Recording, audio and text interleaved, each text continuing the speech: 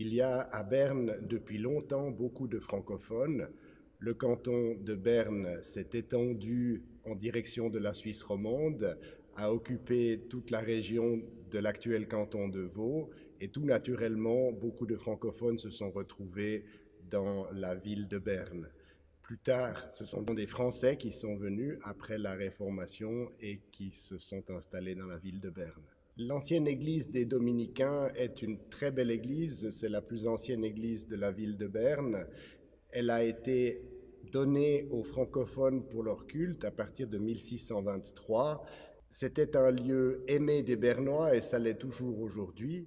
Mais les Français et les francophones à Berne jouissaient d'une place importante dans la société et c'est aussi pour ça qu'on leur a accordé cette église importante de la ville.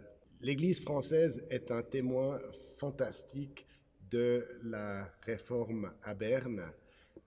Vous savez que la réforme a été une sorte de révolution. Beaucoup de changements se sont produits dans la ville, beaucoup de changements aussi dans la place de l'Église au sein de la société. Et une des idées très importantes de la réforme était de rassembler les laïcs et le clergé, c'est-à-dire de supprimer cette séparation traditionnelle.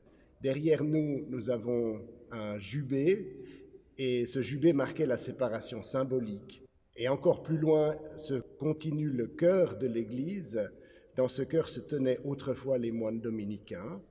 Après la Réformation, on a construit un mur pour supprimer la séparation entre les laïcs et le clergé et pour faire de l'Église un seul peuple rassemblé. Je trouve cette idée formidable qu'un mur serve à rassembler et non pas à séparer.